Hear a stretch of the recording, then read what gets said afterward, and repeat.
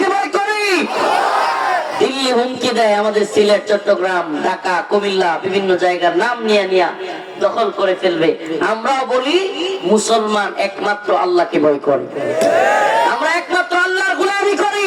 দিল্লিকে বলি যদি দখল করতে আসে ইতিহাস স্মরণ করে দিতে চাই, মুহাম্মদ বিন কাসিমের ইতিহাস, সুলতান মাহমুদ গজনবীর ইতিহাস, আমাদের আকাবিররা ভারতবর্ষ হিন্দুত্ববাদীদের হাত থেকে দখল করেছিল। যদি প্রয়োজন হয় আমার মুসলিম উম্মার যুবকদেরকে নিয়ে আমরা ভারতকে মুসলমানদের অধীনস্থ করবো, দখল করবো ইনশাআল্লাহ।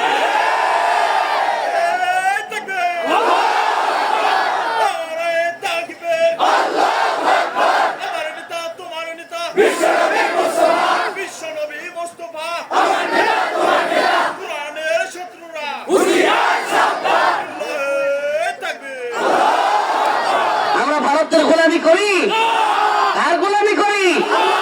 আপনারা কি ভারতের হুমকি ধমকিতে ভয় পান?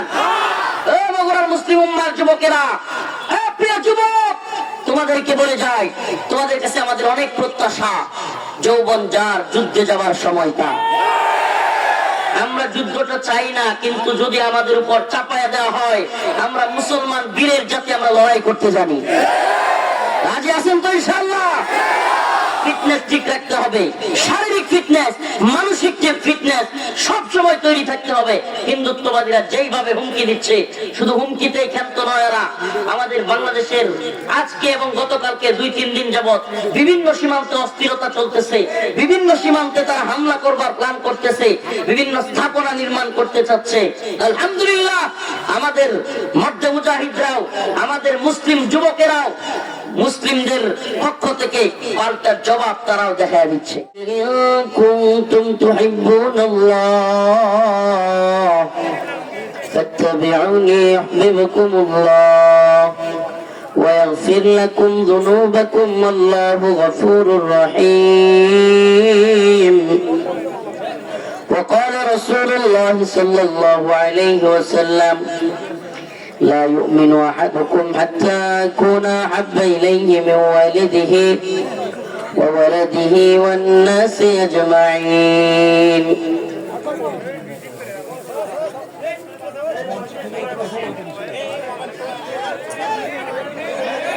রশিদপুর মিফতাহুল উলুম কওমি মাদ্রাসা ও এতিমখানা এর উদ্যোগে আয়োজিত আজকের এই বার্ষিক ওয়াজ মাহফিলের সম্মানিত উলামায়ে কেরাম, সম্মানিত মুরব্বিয়ানে আযম, প্রিয় যুবক ভাইরা, স্নেহের ছোট ভাইরা, আল্লাহ রাব্বুল আলামিনের দরবারে অসংখ্য অগণিত শুকরিয়া যে মহান রব্বুল আলামিন আপনাকে আমাকে কোরআন সুন্নাহর কথা শুনবার জন্য গভীর রাত পর্যন্ত এখানে বসার জন্য ব্যবস্থা করেছেন।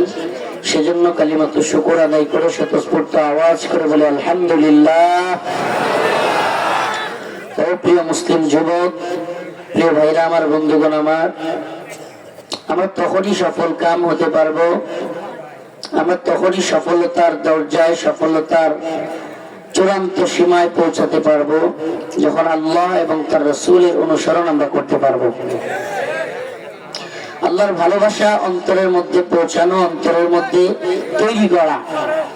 আল্লাহ রাব্বুল আলামিন বলেন, কুল ইন কুনতুম তুহিব্বুনাল্লাহ, তোমরা কি আমি আল্লাহকে ভালোবাসতে চাও, ফাত্তাবিউনি, তাহলে আমার রাসূলকে অনুসরণ করো। সুবহানাল্লাহ। তাহলে আল্লাহকে ভালোবাসতে চাইলে কার অনুসরণ করতে হবে?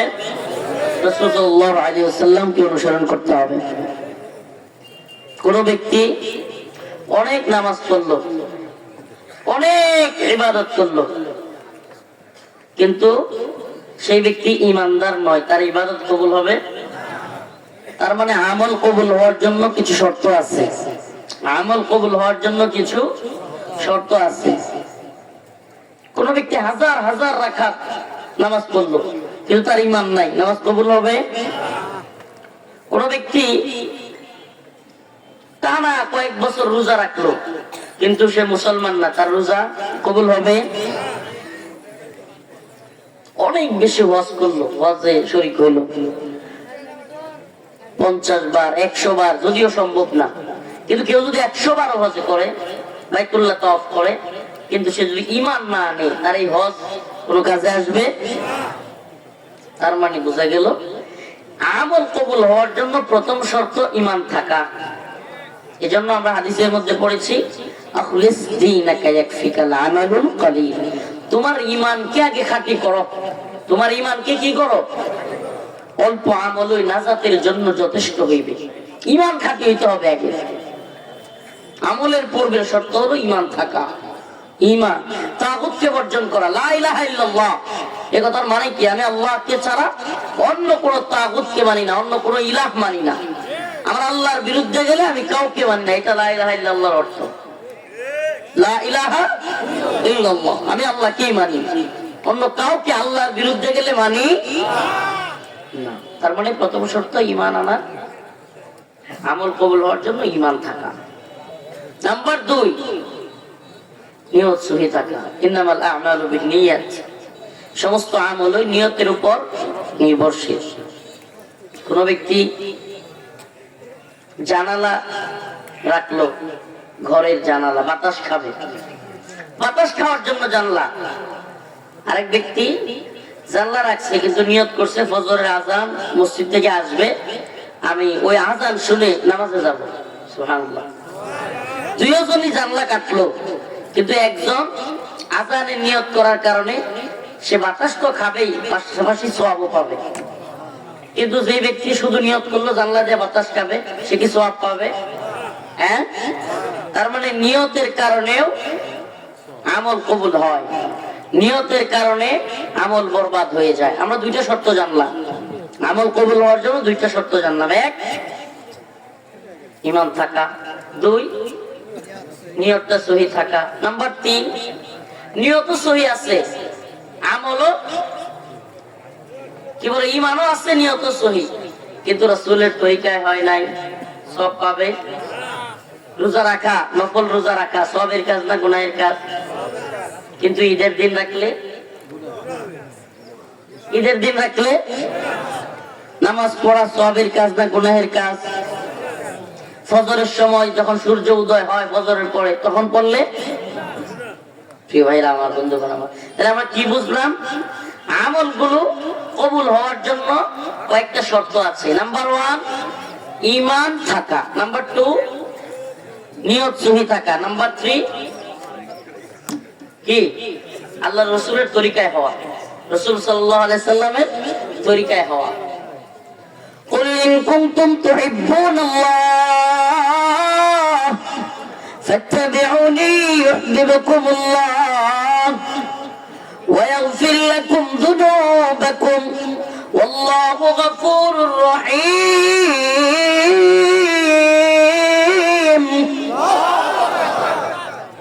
আল্লাহ রাব্বুল আলামিন বলেন, হে নবী আপনি বলে দেন, হে আমার প্রিয় হাবিব জানায় দেন, যদি তোমরা আল্লাহকে ভালোবাসতে চাও, কাকে? আল্লাহকে ভালোবাসতে চাই তো? হ্যাঁ, কেমন? অল্প বেশি? ফজরের নামাজের সময় ঠান্ডা পানি দিয়ে ওযু করার অভ্যাস আছে? হ্যাঁ, অনেকে চোখ সরায় ফেলছে, মাশাআল্লাহ। চোখ সরায় ফেলা এটা কিছুটা হইলেও ভালো মানুষের লক্ষণ। যারা চোখে চোখে তাকায় মিথ্যা বলতে পারে, এরা খুব ভয়ঙ্কর মানুষ, ভয়ঙ্কর মানুষ। হারুন বিবির এ বদমাশ আমার চোখে চোখে তাকায়া এত বড় বড় ভয়ঙ্কর মিথ্যা বলছে। এই লোক তার নেতৃত্বে আমার শরীরের কাপড় খুলছে, এই লোক তার নেতৃত্বে আমার জুব্বা লুঙ্গি খুলে, এগুলো খুলে মহিলা দিয়ে জড়াইয়া ধরাইছে, এগুলো নিয়ে ভিডিও করছে। 4 দিন পর এই লোক আমার সামনাসামনি সাক্ষাৎ হয়েছে, বলে হুজুর আপনি 4 দিন ধরে আমার থানায়, আর আমি জানি না। চোখে চোখে তাকায়া, এত বড় মিথ্যাবাদী, চোখে চোখে তাকায়া, মানে রাতের আধারে মহিলাদেরকে দিয়া আমাদেরকে জড়াইয়া ধরাইছে, ছবি তুলছে। ও তো আর সামনে আসে নাই, কিন্তু আমি পরবর্তীতে গিয়া শুনছি। এইমাত্র একটা নিউজ পাইলাম, যে তদন্ত ওসি আমাকে নিয়ে গিয়েছিল উত্তরা থানায়, সে গ্রেফতার হয়েছিল, এখন ওটা পালায় গেছে। একটু আগে ওসি শাহ আলম, বাড়ি আমাদের নেত্রকোনায়, গ্রেফতার হয়েছিল উত্তরায়, এখন পালাইছে। সবগুলোকে পালাইতে হবে, আল্লাহ জালেমদেরকে ছাড় দেয় না। পালিয়ে থাকা জিন্দেগি কি কষ্টের, কাকু বুঝতেছে, কাকু করেছিলেন না? ওই যে বলছিল পালাবো না। আমি গত 2 দিন ধরে মিলাইতেছিলাম, কিরে এই লোকটা অনেকে গ্রেফতার হইলো, সে গ্রেফতার কেন হয় নাই? আমি মিলাইতে পারতেছিলাম না, এতদিন কিভাবে সে পালায় থাকতে পারলো। সুবহানাল্লাহ। ওই যে দাম্ভিকতার অহংকার নিয়ে বলছিল পালাবে না, আল্লাহ বলে তুই গ্রেফতার হইলে তো তোর কথা মিথ্যা হয়ে যাবে। তুই গ্রেফতার হইলে তুই বলতে পারবি যে আমি গ্রেফতার হয়েছি, পালাই নাই। আল্লাহ কয় তোকে পালাইতেই হবে। আল্লাহ সুযোগ করে দিছে তারে পালানোর, কারণ কি ওই কথাটা আল্লাহ সত্য করবে যে তুই পালাইতে বাধ্য হয়েছিস। সুবহানাল্লাহ। এজন্য অহংকার এটা আল্লাহর চাদর, অহংকার দুনিয়ার কাউকে মানায় না। অহংকার তো আল্লাহ করতে পারেন, যিনি সবকিছুর মালিক, ঠিক কি ঠিক না? গর্ব তো আল্লাহ করতে পারেন, অহংকার তো আল্লাহ করতে পারেন। কিন্তু এই দুনিয়ায় যারা অহংকারী হয়, আল্লাহর চাদর ধরে টানাটানি করে, ক্ষমতার মালিকের চাদর সেটা ধরে টানাটানি করে, আল্লাহ তাদেরকে, এই জালেমদেরকে চূড়ান্ত পতন পৃথিবীতে দেখান। আর ফিজিউম ফিল হায়াতিদ দুনিয়া, এদেরকে আল্লাহ দুনিয়ার জিন্দেগিতে লাঞ্ছিত করে। ওয়া ইয়াউমাল কিয়ামাতি রাদ্দুনা ইলা আশাদ্দিল আযাব, কিয়ামত দিবসে তাদের জন্য রয়েছে কঠিন শাস্তি, কঠিন শাস্তি। আল্লাহ রাসূলের অনুসরণ, এটা মনে রাখবেন, আমল কবুল হওয়ার ক্ষেত্রে রাসূল সাল্লাল্লাহু আলাইহি ওয়াসাল্লামের অনুসরণ খুবই জরুরি, খুবই জরুরি। প্রিয় ভাইরা আমার, বন্ধুগণ আমার, নামাজ নাই, রোজা নাই, ইয়া লম্বা চুল রাইখা নামাজ রোজার ধার না যাইরা যদি নিজেকে পীর দাবি করে, ওই লোক কি পীর না ভণ্ড? কথা বুঝেন?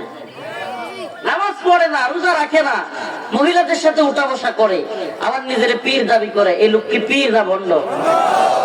আবার বলে অনেকগুলো আছে না, দয়াল বাবা কেবলা কাবা আয়নার কারিগর, কয়টা আয়না বসাইয়া দেরে নাউজুবিল্লাহ কোন। কলমের কারিগর কে? কলমের কারিগর যদি দয়াল বাবা একটু, তাহলে কত দয়াল বাবা কিনে হাসিনা গণভবনে রেখে দিত, যে আগামীকালকে আমার পালাইতে হবে কিনা এটা আমার জানা আছে। কথা বুঝেন নাই? দয়াল বাবারা যদি আইনার কারিগর হইতো, অনেকগুলো দয়াল বাবারে টাকা স্বর্ণ গহনা সব দিয়া হাসিনা কিনে রাখতো, যে কোন দিন আমাকে পালাইতে হবে আমার জানাই দিয়েছে, আগে ভাগে জানাই কিনা আমার শত্রু, এটাও জানাই দিস। তাইলে দয়াল রাইনার কারিগর না আল্লাহ? বলেন না, কারিগর কে? কলমের কারিগর কে? আমি এই জন্য আমি বলি কি জানেন, দয়াল বাবা কেবলা কাবা আয়নার কারিগর, ফেরেশতারা গুরজু মারবো কবরের ভিতর। ঠিক আছে না? নাউজুবিল্লাহ। এই বর্ণামি ছাড়তে হবে, রাসূলের অনুসরণ করতে হবে। রাসূল সাল্লাল্লাহু আলাইহি সাল্লাম মিসওয়াক, রাসূলের সুন্নাহ, 100-র উপরে হাদিস এক মিসওয়াকের জন্য। সুবহানাল্লাহ। আমরা কি মিসওয়াক করি? হ্যাঁ, মিসওয়াক করব তো ইনশাআল্লাহ। মিসওয়াকের অনেক ফজিলত, অনেক ফজিলত। আল্লাহ রাসূল সাল্লাল্লাহু আলাইহি সাল্লাম ওয়াফাতের সময়, ওয়াফাত যখন তিনি চলে যাবেন, সেই মুহূর্তে আম্মা জান আয়েশার প্রাণের মধ্যে মাথা রেখে আম্মা জান আয়েশার এক ভাই আসলেন, হযরত আবু বকরের ছেলে, ওনার হাতে মিসওয়াক। শেষ সময় হাতে ইশারা করতে লাগলেন, আমাকে একটু মিসওয়াকটা দাও। সুবহানাল্লাহ। শেষ সময়, এজন্য আমরা মিসওয়াক করব তো ইনশাআল্লাহ। মিসওয়াকের ফজিলত, মিসওয়াকের ফজিলত অনেক বেশি। যারা নিয়মিত মিসওয়াক করে, সুবহানাল্লাহ, তাদের দাঁত তো ঠিক থাকেই, এমনকি ব্রেইনও ঠিক থাকে। সুবহানাল্লাহ। পেটের মধ্যে বদ হজম হয় না, অনেক শিফা। সুবহানাল্লাহ। অনেক অনেক রোগের মিসওয়াকের সুন্নাহ জিন্দা করব তো ইনশাআল্লাহ। আজকে ছাত্রদেরকে 4 জন ছাত্রকে পাগড়ি দেওয়া হলো, এটা অনেক সুন্নাহ, পাগড়ির সুন্নাহ। রাসূলুল্লাহ সাল্লাল্লাহু আলাইহি ওয়াসাল্লাম পাগড়ি পরতেন। সুন্নাহগুলো জিন্দা করা, বিদআতগুলোকে মেরে ফেলা। হায় হায়, কুল্লু বিদআতিন দালালাহ। বিদআত হলো পথভ্রষ্টতা। আল্লাহ রাসূল যেটা বলেছেন সেটা করব, হাদিসের মধ্যে যেটা এসেছে সেটা করব, কোরআনে যেটা বলেছে সেটা করব। রাসূলের সুন্নাতকে অনুসরণ না করে অযথায় বিদআতকে প্রমোট করা কোন জাতি ধ্বংস হয়ে যাওয়ার জন্য এতটুকুই যথেষ্ট। আমরা কি বিদআত অনুসরণ করব নাকি সুন্নাহ? বলেন না, সুন্নাহ না বিদআত? আল্লাহ রাসূল সাল্লাল্লাহু আলাইহি সাল্লামের ভালোবাসা সুন্নাহর মধ্যে। আল্লাহ রাসূল বলেছেন, লা ইউমিনু আহাদুকুম হাত্তা কুনা হাব্বা ইলাইহি মিন ওয়ালিদিহি ওয়া ওয়ালাদিহি ওয়ান নাসি আজমাইন। তোমরা ততক্ষণ খাঁটি মুমিন হতে পারবা না যতক্ষণ রাসূল সাল্লাল্লাহু আলাইহি সাল্লামকে পৃথিবীর সবচাইতে বেশি ভালোবাসতে না পারবা।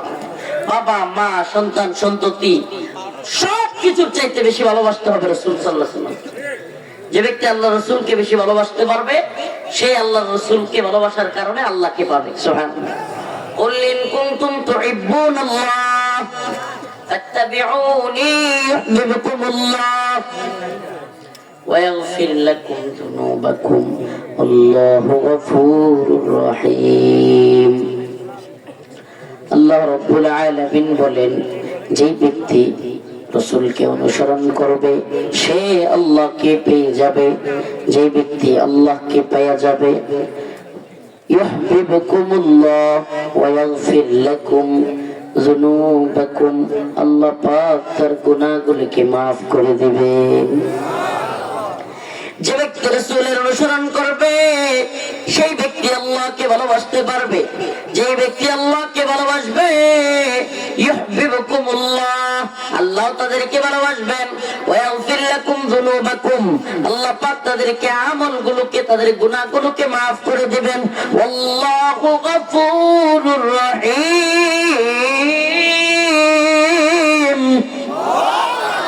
কারণ আল্লাহ তাআলা অত্যন্ত দয়ালু ক্ষমাশীল। আমরা সেই আল্লাহর গোলামি করি, একমাত্র দয়াশীল ক্ষমাশীল আল্লাহর গোলামি করি। কার? চিৎকার দিয়ে বলেন কার? ভারতের গোলামি করি আমরা। হ্যাঁ, ভারত কামান বিমানের যুদ্ধের ভয় দেখাইলে আমরা ভয় পাইয়া পালাইয়া যাব?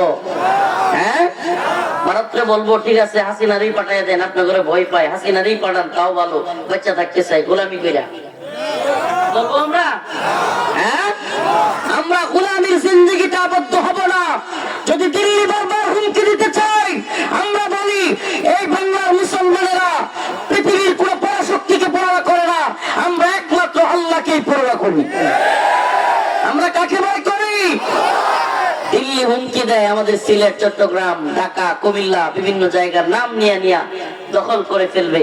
আমরাও বলি মুসলমান একমাত্র আল্লাহকে ভয় করে, আমরা একমাত্র আল্লাহর গোলামি করি।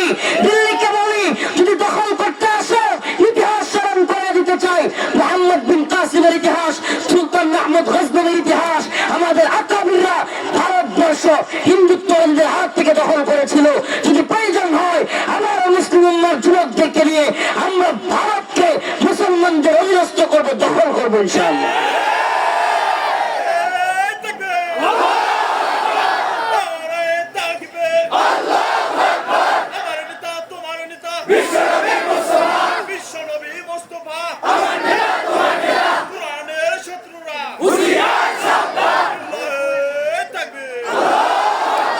আমরা ভারতের গোলামি করি, কার গোলামি করি? আপনারা কি ভারতের হুমকি ধমকিতে ভয় পান? ও বগুড়ার মুসলিম উম্মার যুবকেরা, প্রিয় যুবক, তোমাদেরকে বলে যাই, তোমাদের কাছে আমাদের অনেক প্রত্যাশা। যৌবন যার, যুদ্ধে যাবার সময়টা। আমরা যুদ্ধটা চাই না, কিন্তু যদি আমাদের উপর চাপায়া দেওয়া হয়, আমরা মুসলমান বীরের জাতি, আমরা লড়াই করতে জানি। রাজি আছেন তো ইনশাআল্লাহ? ফিটনেস ঠিক রাখতে হবে, শারীরিক ফিটনেস, মানসিক ফিটনেস সব সময় তৈরি থাকতে হবে। হিন্দুত্ববাদীরা যেইভাবে হুমকি দিচ্ছে, শুধু হুমকিতেই ক্ষান্ত নয়, এরা আমাদের বাংলাদেশের আজকে এবং গতকালকে 2-3 দিন যাবত বিভিন্ন সীমান্তে অস্থিরতা চলতেছে, বিভিন্ন সীমান্তে তারা হামলা করবার প্ল্যান করতেছে, বিভিন্ন স্থাপনা নির্মাণ করতে চাচ্ছে। আলহামদুলিল্লাহ, আমাদের মধ্যে মুজাহিদরাও, আমাদের মুসলিম যুবকেরাও মুসলিমদের পক্ষ থেকে পাল্টার জবাব তারাও দেখায় দিচ্ছে। শুনলাম 5 কিলোমিটার জায়গা ভারতীয় বাহিনীর কাছ থেকে মুসলমানরা উদ্ধার করেছে। হাসিনার সময় জীবনে কোনোদিনই কথা শোনা গেছে? হ্যাঁ, হাসিনার সময় কি শোনা যাইত মনে আছে আপনাদের? হ্যাঁ, ফেলানির লাশ কাঁটাতারের বেড়ায় ঝুলে আছে, অনেক মানুষকে কাঁটাতারের বেড়ায় গুলি করে মারতেছে। তারপরেও ওই আব্দুল শয়তানরা, শয়তানের বান্দা যে ইয়াসির, ওই যে আব্দুল মোমেন একটা পররাষ্ট্রমন্ত্রী, এটার নাম দিছে আমি আব্দুল শয়তান, এই বদমাশ তারপরেও বলতো আমাদের স্বামী স্ত্রীর সম্পর্ক। একদিকে ফেলানির লাশ ঝুলে, আরেকদিকে এই ভণ্ডগুলো কি কয় স্বামী স্ত্রীর সম্পর্ক। তাহলে স্বামী কেনা, স্ত্রী কেনা, বন্ডের দল। তো যা অবৈধ সম্পর্ক তোদের অবৈধ জায়গায় পাঠিয়ে দিচ্ছি। আমাদের দেশে অবৈধ মাইয়ারে থাকবার দরকার নাই। আমরা এই অবৈধ সম্পর্ক মানি না। তোদের সম্পর্ক নিয়ে তোরা থাক, আমরা গোলামি করি না। কি একটা আজীব অবস্থা। আমাদেরকে কাঁটাতারের সীমান্তে লাশ উপহার দেয়, বন্যার পানি দিয়ে আমাদেরকে মারে, আমাদের ট্রানজিট নেয়, আমাদের রেল লাইন নেয়, আমাদের বন্দর নেয়, আমাদের আম রূপালি নেয়, আমাদের ইলিশ নেয়, সব নিয়ে নিয়ে আমাদের লাশ উপহার দেয়। এরপরে নাকি আমাদের কই তুইব আমাদের রক্তের সম্পর্ক। ওরে বন্ডের সম্পর্ক, সম্পর্ক গোলামির নাকি আজাদির? দিল্লি না লাটা, আপোষ না সংগ্রাম, দালালি না রাজপথ, গোলামি না আজাদি। মুসলমান আজাদি না গোলামি? আমরা আজাদি না গোলামি? আমরা আল্লাহ এবং তার রাসূলের অনুসরণ করি। মুজাহিদুনা ফি সাবিলিল্লাহ ওয়ালা ইয়াখাফুনা লাওমাতা লাইম। আমরা প্রয়োজনে আল্লাহর পথে জিহাদ করি, কোন নিন্দুকের নিন্দার পরোয়া করি না। রাজি আছেন তো ইনশাআল্লাহ? আমার নবীকে ভালোবাসেন তো? আল্লাহকে ভালোবাসেন তো? আল্লাহর ভালোবাসা, নবীর ভালোবাসা অন্তরে থাকলে পৃথিবীর কোন তাগুত জালেমের সুপার পাওয়ারের ভয় নাই।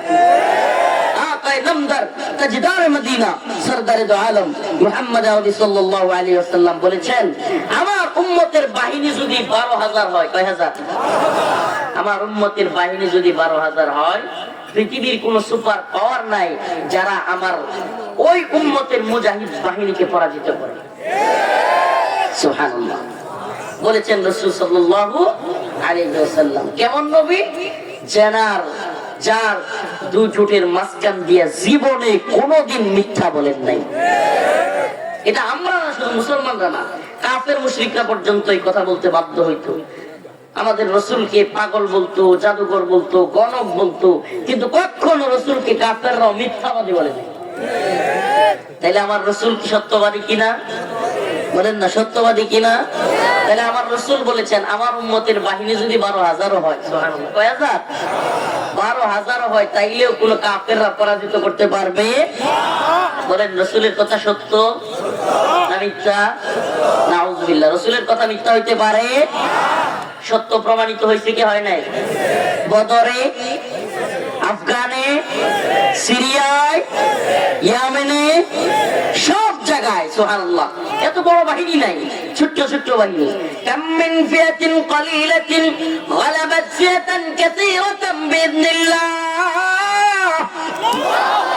আল্লাহ পাক বলেন আমার বান্দাদের বাহিনী যদি ছোট হয়, কোন দল যদি আল্লাহর উপর আস্থা এবং অবিচল ভরসা রেখে আল্লাহর পক্ষ নিয়ে দাঁড়ায় যায়, গালাবাত ফিয়াতান কাসীরাতান বিইذنিল্লাহ, বড় বড় দলের বিরুদ্ধে আল্লাহ পাক তাদেরকে বিজয়ী করবেন।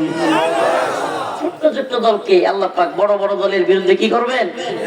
সুবহানাল্লাহ। আমরা কি দেখতেছি বিজয়ী হচ্ছে কি হচ্ছে না? হচ্ছে কি হচ্ছে না?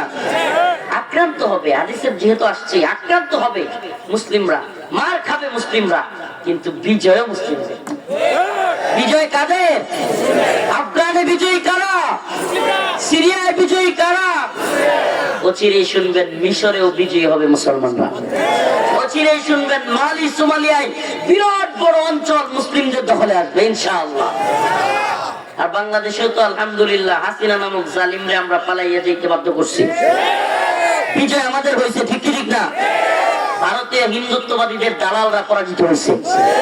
পরাজিত হয়েছে কি হয় নাই? এদেশে ভারতের দালালি চলবে না, এদেশে আমেরিকার দালালি চলবে না।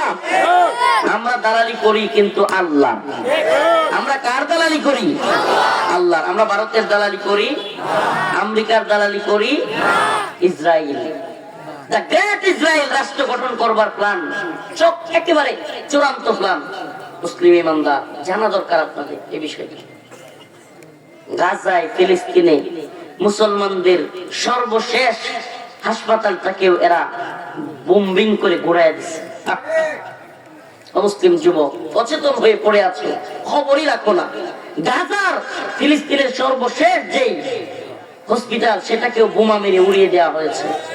মুসলমান একজন বাবা, যারা বাবা হয়েছেন, সন্তানের উপর আঘাত আসছে, সন্তানের মাথায় বোমার স্প্লিন্টার লাগছে, শরীর থেকে রক্ত ঝরতেছে, এই অবস্থায় বাবার কোলে সন্তান, বাবা দৌড়াচ্ছে, হসপিটাল নাই, চিকিৎসক নাই, এর চাইতে বড় কষ্টের কিছু হইতে পারে?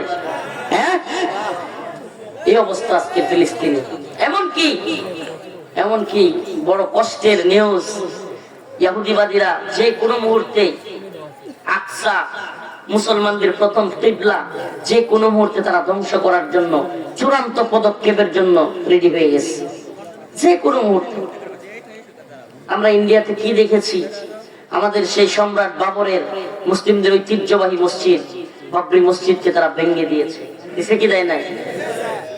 এখন ফিলিস্তিনে আল আকসা ভেঙে দেওয়ার জন্য তার টেম্পল, দ্য গ্রেট ইসরায়েল, ইহুদিরা নির্মাণ করবার চক্রান্ত করে বসে আছে। বলেন না, আল আকসা আমাদের প্রথম কিবলা, তারা ধ্বংস করতে চায়। তারা তাদের মসিহের অপেক্ষায় আছে, মসিহ আসবে, তারা বিশ্ব শাসন করবে। সেই মসিহের নাম হলো দাজ্জাল। একদিকে ইহুদিবাদীরা দ্য গ্রেট ইসরায়েল রাষ্ট্র গঠন করতে চায়, আরেকদিকে হিন্দুত্ববাদীরা অখণ্ড ভারত। হিন্দুত্ববাদীরা কি কায়েম করতে চায়? অখণ্ড ভারত। সেটা কি জানি না অনেকে। বাংলাদেশ, পাকিস্তান, নেপাল, ভুটান, শ্রীলঙ্কা, মালদ্বীপ কিংবা আফগানিস্তানের কিছু অংশ, এই সবগুলোকে দখল করে তারা অখণ্ড ভারত, একটা রাষ্ট্র তৈরি করতে চায়, যে রাষ্ট্রে রাম রাজত্ব কায়েম করবে, নাউজুবিল্লাহ, এবং সেটাকে শাসন করবে হিন্দুত্ববাদীরা।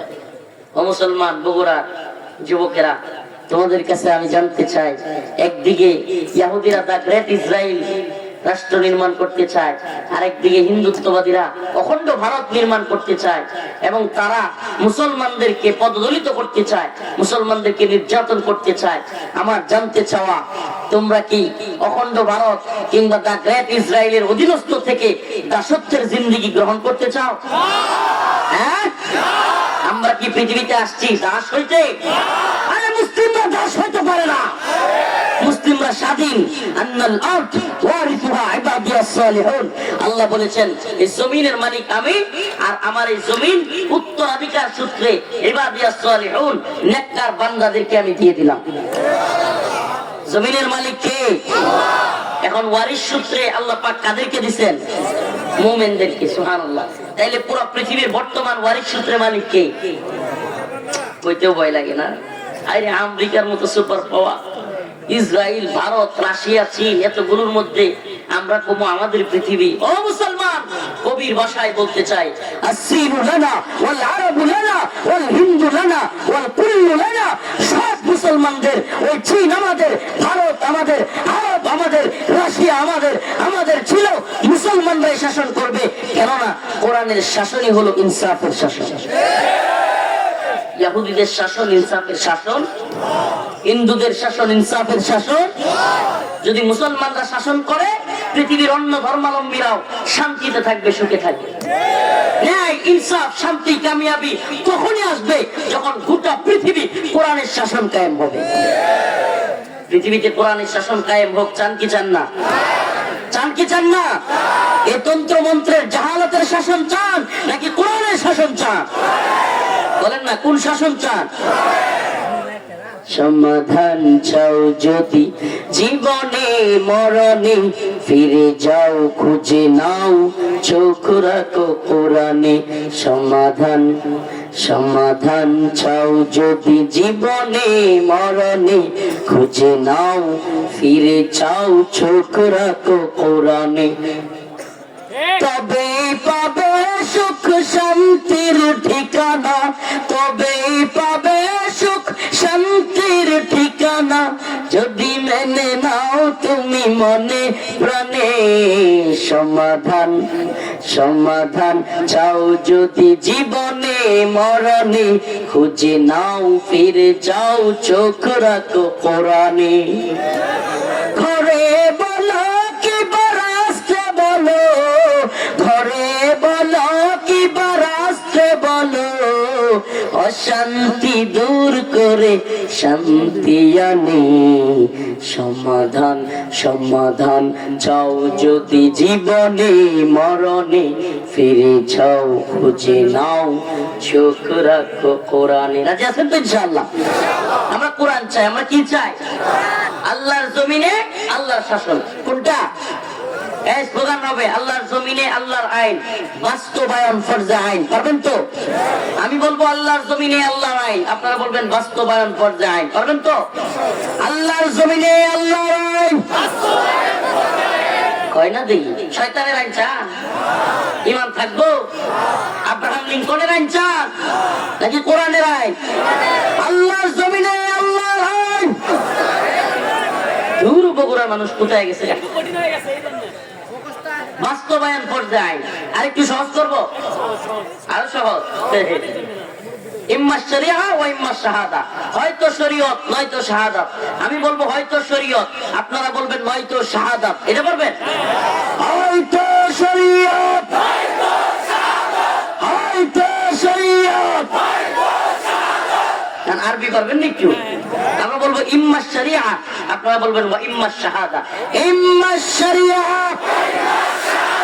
মাশাআল্লাহ, ইম্মা শরিয়া হয়তো শরীয়ত হয়তো শরীয়ত নয়তো শাহাদাত।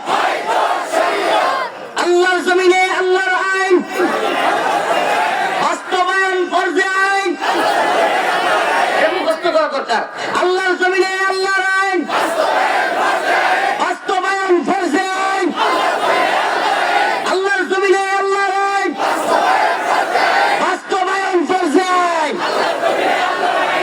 দালালি না রাজপথ, আপোষ না সংগ্রাম, গোলামি না আজাদি, দিল্লি না ঢাকা। মাশাআল্লাহ, চেতনা আইছেন একটু? এই চেতনা ইমানের চেতনা। এই চেতনা গাঞ্জা খাওয়ার চেতনা না, শেখ মুজিবের গাঞ্জা খাওয়ার চেতনা। গাঞ্জার কলকি যার মুখে থাকতো হের আবার চেতনা। বাঙালি চেতনা, শেখ মুজিবের চেতনা, মুক্তিযুদ্ধের চেতনা, অনেক চেতনার ট্যাবলেট হাসিনা 16 বছর বিক্রি করছে। এই চেতনার ট্যাবলেটের ব্যবসা বন্ধ। রক্ত দোকান বন্ধ কর। চেতনার ব্যবসা বন্ধ। এবার চলবে ইমানের চেতনা। কিসের চেতনা? রাসূলের চেতনা, দ্বীনের চেতনা, কোরআনের চেতনা। তাকবীর তাকবীর। কোরআন সুন্নাহ যেখানে মাশাআল্লাহ মাশাআল্লাহ। কুল ইন কুনতুম তুহিব্বুনাল্লাহ ফাত্তাবিউনি ইউহিব্বুকুমুল্লাহ ওয়া ইয়াগফির লাকুম যুনুবাকুম ওয়াল্লাহু গফুরুর রহিম। অনেকগুলো একটা ঘুম দিছে দিয়া কই কিশোর বনাস কিয়ামত শুরু হয়ে গেল নি। অনেকগুলো অনেক লোকেরা চেহারার মধ্যে ঘুম, হঠাৎ করে চিৎকার শুনে যাচ্ছে কিরে কি অবস্থা।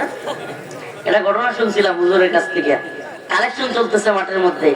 হুজুর দীর্ঘক্ষণ কথা বইলা আপনাদের মধ্যে কে আছেন যে এই মাদ্রাসার জন্য 20,000 টাকা দিবেন? অনেকক্ষণ কইতেছে কেউ নাই কেউ নাই কেউ নাই।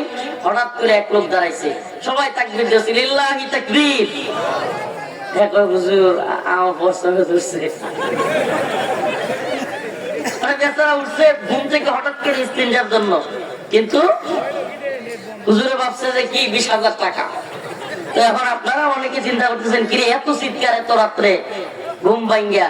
সুবহানাল্লাহ, এই চেতনা ইমানের, এই জাগরণ ইসলামের।